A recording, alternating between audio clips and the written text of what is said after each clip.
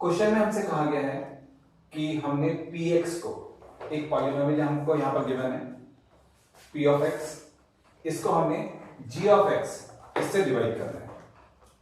हमारा p of x है x cube minus 3x square plus 5x minus 3 और हमारा g ऑफ x है x स्क्वायर माइनस 2 और हमने p ऑफ x को g ऑफ x से डिवाइड करना है। और क्या निकालना है? एक तो हमने निकालना है क्वोशिएंट और दूसरा हमने निकालना है रिमाइंडर। ये दो चीजें निकालनी है, ठीक है। तो हमने देखा कि अब कैसे डिवाइड के लिए क्या देखना है। देखो सबसे पहले क्या देखना है वैसे ध्यान से ना, हमें देखना क्या है, हमने ये देखना है कि जो हमको डिवाइजर गिवन है क्या ये स्टैंडर्ड फॉर्म में है या नहीं, कहीं उल्टा पुल्टा तो नहीं दे रखा। यहाँ पर एक्स स्क्वायर है फिर बिना एक्स वाला टर्म है, तो ये यहाँ पर जो डिवाइजर हमको दिया है ये एक्स के पावर के डिसेंडिंग ऑर्डर में दे रखा है, यानी कि बिल्कुल सही तरीके से दिया हुआ है। अब यहाँ पर देखो, यहाँ पर पहले हमको एक्स क्यूब वाला टर्म दिखाई दे रहा है, फिर एक्स स्क्वायर वाला टर्म दिखाई दे रहा है, फिर एक्स वाला टर्म दिखाई दे रहा है, फिर बिना एक्स वाला टर्म दिखाई दे रहा है। तो यहाँ पर भी ये जो है एक्स के पावर के डिसेंडिंग ऑर्डर में हमारे पास में टर्म्स हैं, तो ये भी स्टैंडर्ड फॉर्म पे है। तो सबसे पहले चेक कर लो कि जो डिवाइजर और डिविडेंड है वो स्टैंडर्ड फॉर्म में है या नहीं।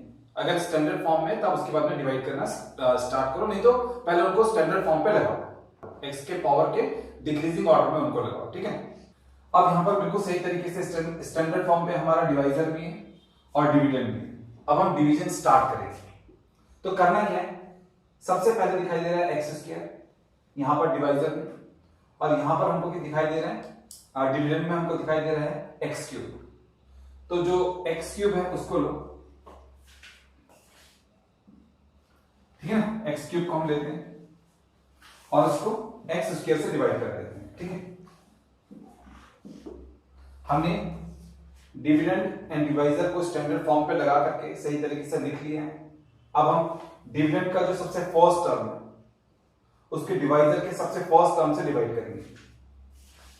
काटने पर क्या है, यहां पर एक्स आया, एक्स आया ना, तो हमने एक्स स्क्वायर से एक्स क्यूब को डिवाइड किया तो कितना है एक्स, उसको हम क्वोशिएंट पे लिख लेंगे, हमेशा से करना है।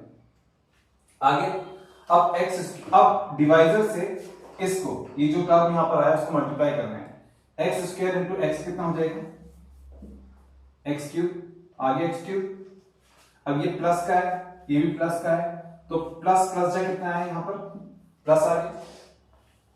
अब ये नीचे है टर्म, तो इसको इसका साइन हमने चेंज करना है तो प्लस का माइनस बना लेंगे। ऊपर वाला एक्स क्यूब क्या का है, प्लस का है, क्योंकि इसके आगे कोई साइन नहीं तो वो प्लस का है, तो ऊपर वाला एक्स क्यूब प्लस का है, नीचे वाला एक्स क्यूब माइनस का हो चुका है, तो ये एक दूसरे को कैंसिल आउट कर देंगे, ठीक है। अब हमने एक्स स्क्वायर से एक्स को मल्टीप्लाई करके यहां पर लिख लिया था और ये कैंसिल आउट हो गया। अब हमने -2 से प्लस एक्स को मल्टीप्लाई करना है और उसको यहां पर लिखना है, ठीक है। -2 इंटू प्लस एक्स हो जाएगा -2x, ठीक है, क्या आएगा -2x। और डिविडेंड में हमारे पास में एक्स वाला टर्म यहां पर है, ये वाला एक्स वाला टर्म है, तो हम इसके एक्स वाला, इसके नीचे ही हम एक्स वाला टर्म को लिखेंगे, यानी कि -2x को लिखेंगे, ठीक है।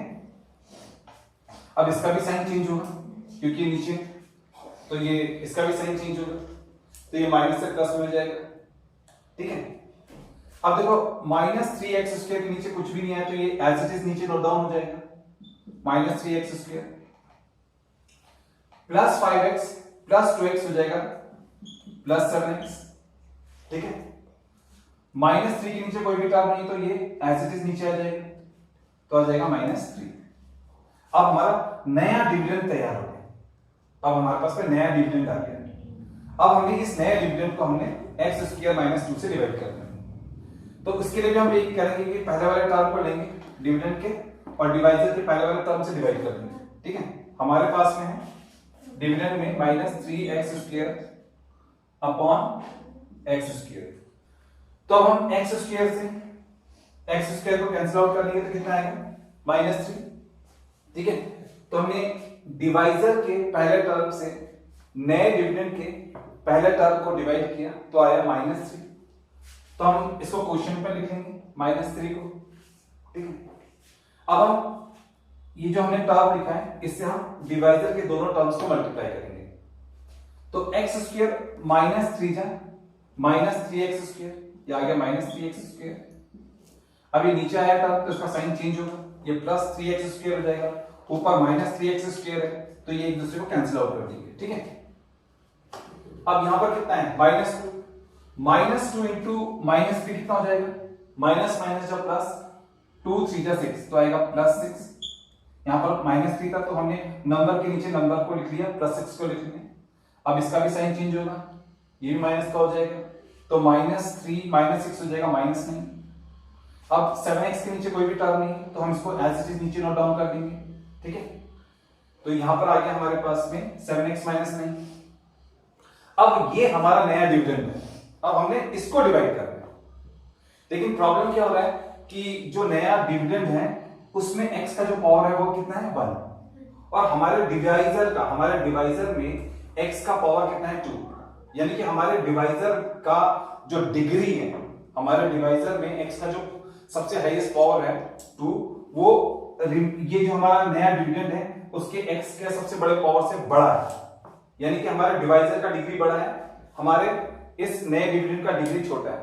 तो जब डिविडेंड का डिग्री छोटा हो जाता है और डिवाइजर का डिग्री बड़ा हो जाता है तो डिवाइजर उस डिविडेंड को डिवाइड नहीं कर सकता, ठीक है। तो ये डिवाइजर अब इस डिविडेंड को डिवाइड नहीं कर पाएगा, तो अब हम इस डिविडेंड को क्या कहेंगे, रिमाइंडर, क्योंकि ये बच गया हमारे पास में, अब ये डिवाइड नहीं हो पाएगा, तो ये हमारा क्या है, रिमाइंडर। ये हमारा रिमाइंडर है, और जो यहां पर आंसर आया है ये हमारा क्वेश्चन है, ठीक है। तो हमने क्वेश्चन भी ऑब्टेन कर लिया, रिमाइंडर भी ऑब्टेन कर लिया, इस तरीके से हम सॉल्व करते हैं।